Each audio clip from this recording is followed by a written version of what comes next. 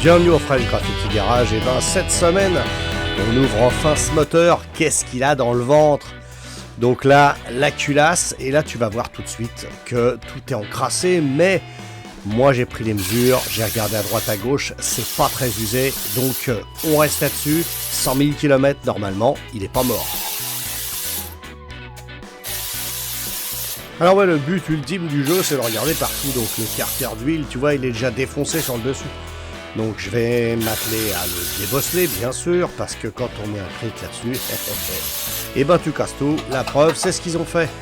Ils ont voulu soulever la caisse, je sais pas ce qu'ils ont foutu, et résultat, ils ont défoncé le carter d'huile. Alors c'est pas bon pour le bouchon de vidange, c'est pas bon pour plein de trucs. Et puis en plus, t'as une crépine. La crépine, faut pas qu'elle soit tordue et défoncée dedans, parce que sinon, c'est bon pour être changé.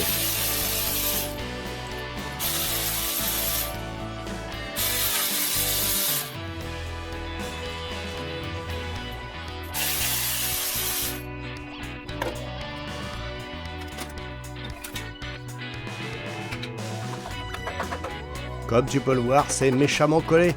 Ah oui, hein, les vieux joints, c'est toujours pareil. Hein, ça change pas. Et on l'ouvre et ah, miracle. Maintenant, regarde la tonne de crottes qu'il y a au fond. Il y a un gros dépôt. Donc ce dépôt à l'essence tout simplement. Et vas-y, on enlève tout. Et qu'est-ce qu'on découvre? Eh ben tout est neuf en dessous. Bah oui, parce que ça n'a jamais vu le soleil, ça n'a jamais vu l'oxygène.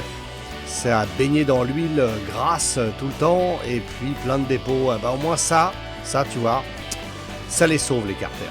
Mais bon, c'est pas non plus très bon parce que c'est que le moteur, on a vu de la merde. Il va falloir s'occuper de ça. La suite logique. Bah écoute, la première chose que tu refais, tu vas regarder quand même la pompe à huile. Voir un petit peu comment c'est usé et la gueule des pignons. Parce que si c'est trop cramé là-dedans et puis qu'il y a trop de jeu, eh ben là tu peux te dire que le graissage n'était pas terrible. Et là tu vas te dire, ah les paliers ils ont peut-être pris un coup dans la couenne. Donc j'espère pas, je démonte. Mais bon, j'ai bon espoir que ça sorte bien.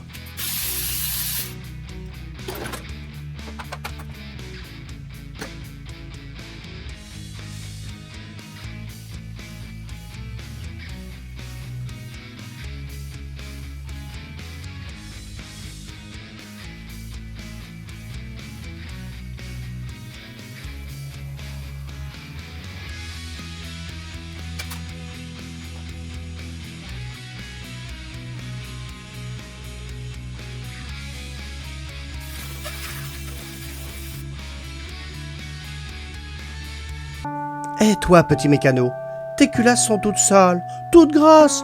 Berk.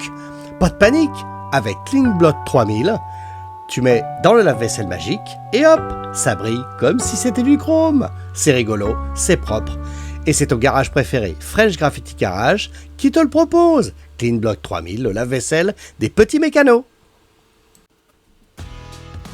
Eh oui, c'est parti pour ce fameux lave-vaisselle. Tu vas voir un peu l'ampleur des dégâts, hein. C'est quand même vachement bien, parce qu'une fois que tu as mis ça là-dedans, toute la graisse se barre, et puis tu n'as plus qu'à démonter après tranquillement. Alors évidemment, il va en rester, hein. Mais le plus gros se barre, donc déjà tu manipules des pièces propres, et ça c'est top.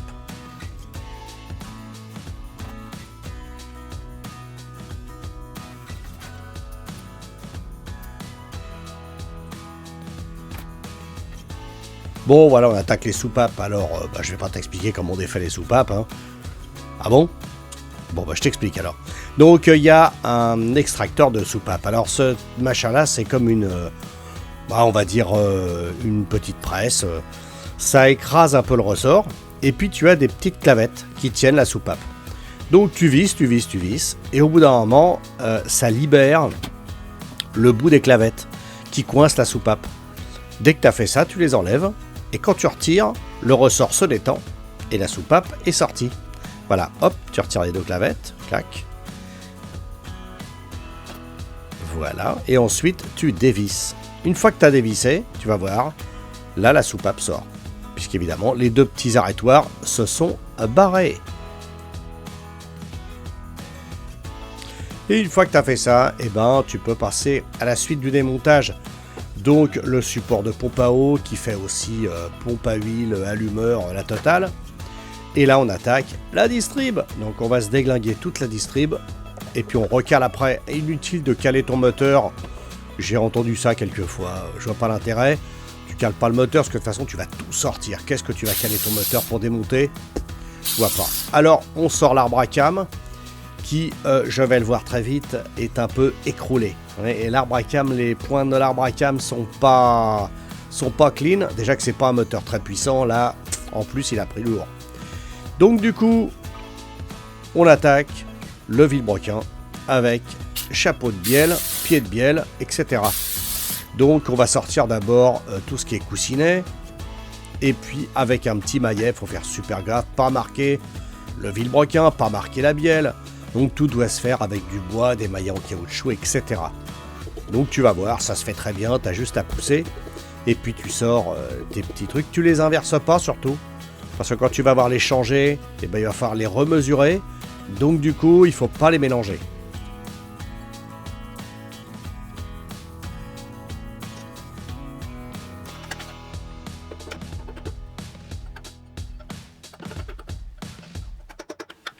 Et donc tu vas voir que très vite, on va sortir bielle piston.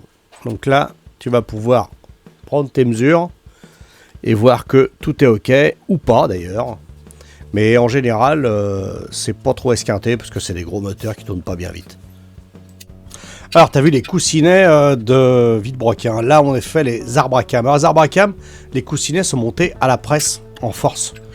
Donc, j'ai fabriqué une espèce de tige filetée avec des petits trucs que j'ai tournés autour pour pouvoir sortir les paliers d'arbres à cam. Alors, pour le palier du fond, en fait, il y a un bouchon. C'est ce qu'on appelle une pastille d'essablage. Alors, faut la percuter, et puis comme ça, tu la sors. Et après, tu peux passer ton appareil avec la tige filetée. Voilà, je tape dessus. Toc, ça a sauté. Hop, voilà, le petit bouchon est barré. Maintenant, je vais pouvoir mettre mon appareil derrière. Je visse.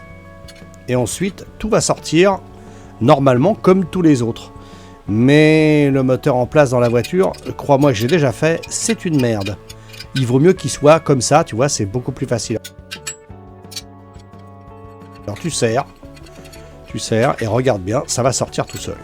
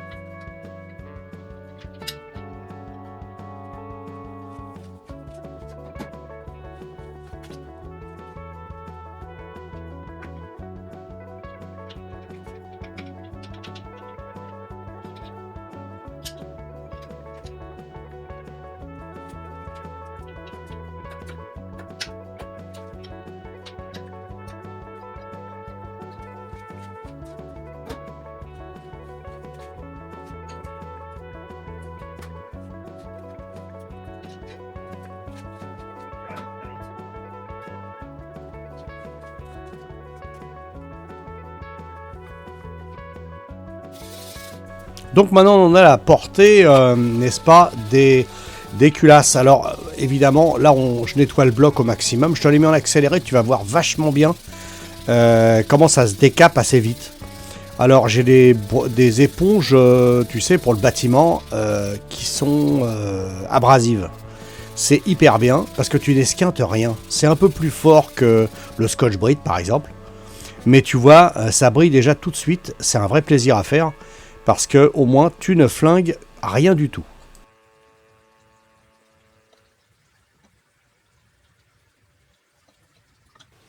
Donc là on tombe sur la fameuse segmentation. Le premier segment c'est le segment de feu, le deuxième d'étanchéité.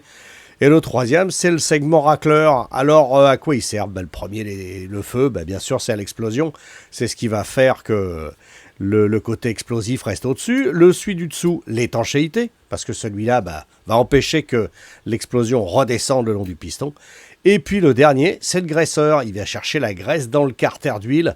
En bas, enfin, il va se retrouver alimenté en huile pour pouvoir graisser le cylindre quand le piston remonte et redescend par la suite.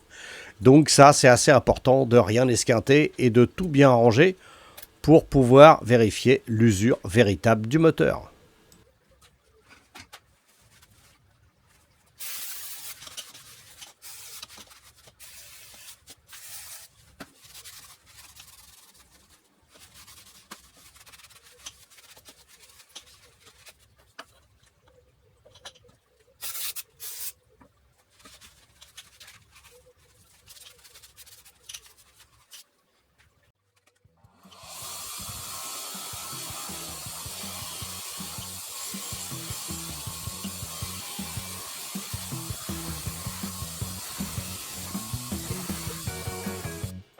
Alors une fois que tu t'es tapé les pistons, tout est bien propre et tout nettoyé, maintenant on va s'occuper du bloc lui-même.